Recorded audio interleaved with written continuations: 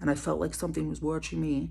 And I looked over, he said that he saw a red figure that looked like it was part man and part animal of some kind, and then it just turned into a red mist and then disappeared. I think, like, my memory might not be perfect, but I think she freaked out and then like hissed and then ran out of the room. And like me and my sister were both freaked out. But at this point I had gotten pretty brave, and I felt confident in being able to cleanse anything negative or something that wished harm or had malicious intent. So I wasn't that freaked out at this time yet, but I was, if that makes sense. And we ended up, we talked for a while longer, got off the phone, and this was in the evening. So she had to go to bed, I had to go to bed, and I was doing my nighttime routine. And I believe she did phone me after to tell me she felt something after, but I did cleanse her space as well. I told her I would, which you can do from a distance with strong intention. But anyway, that's a whole other, that's information for another video. But anyway, going to bed that night, I felt this entity come back, the presence, and I was exhausted, and I was just like, I called in my angels, I called in the archangels. Archangel Michael is great for cleansing out these types of entities, and going to sleep. And I could not sleep even though I was exhausted. And again, these entities can have control over your physical body, and my heart was pumping like I was having a full-blown like fight or flight type of attack, trying desperately to calm it down with my meditation and breathing techniques. And anytime I closed my eyes, I don't know how else to describe it, but it's like an implant on your brain, so that it's like you see it, even like you can't escape the vision that's coming to you. And it was so intense and so strong. Yes, some people and spirits can telepathically throw visions at you, but this was one of the most intense visions I've had with this type of experience. And it was all red and black. The face looked human-like, but very animal as well.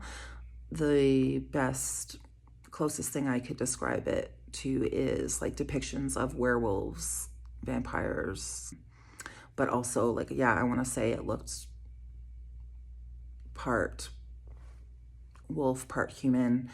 My intuition told me that it was a shapeshifter. It does change form depending on what it wants to evoke out of a person, because they do feed off of our energy, and that's why they like to cause fear, because they feed off of that. It was going like this, and it was like, and again, the heavy breathing, and I was like, no, don't focus on it. I knew, like, do not give this any attention, do not try to connect with this. And I told it to leave, and I was disconnecting, and it was using more power, and really the vision was stronger. And I'll admit, I was scared in this moment. And eventually, like, I want to say maybe it took me about 10 or 15 minutes of trying to disconnect this entity and make it leave and stop throwing this vision at me. And again, my ex at the time knew what I was going through. And the next day, so I eventually did get it to leave, and I felt it leave. And the next day, my ex was like, remember that thing you were telling me about? I couldn't sleep last night, and I woke up in the middle of the night, and I was all sweaty, and I felt like something was watching me.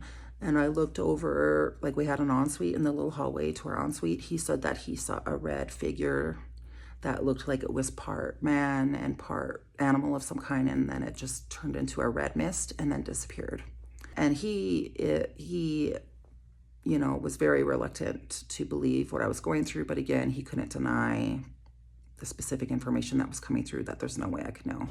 And then I told him what happens on the phone with me and my sister. And when I've asked my guides what that was in the years since, they do say it's some type of a spirit that does shapeshift, does want to cause harm and fear. does want to take control over people and feed off of them and create destruction in their lives. And they said it is what we call a jinn or a bad spirit. There's other names in other cultures. I'm reluctant to call it a skinwalker, and my guides tell me to be cautious about calling it that. I think it's something different than what the original legend of skinwalker is. But we as humans, this is our realm. We have the ultimate power here. We can get rid of and banish spirits with our strong intention, and also using the help of other spirits, plant spirits, herb spirits, angels, that sort of thing. Our spirit guides can protect us and banish things as well. But that being said, and again, I made the mistake of not listening to my instincts telling me that this was not a good spirit. Just like in real life, bad spirits will groom you first, and they're really nice and really helpful at first.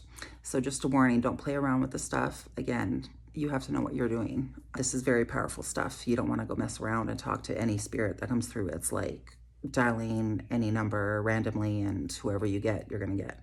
So that was my fault.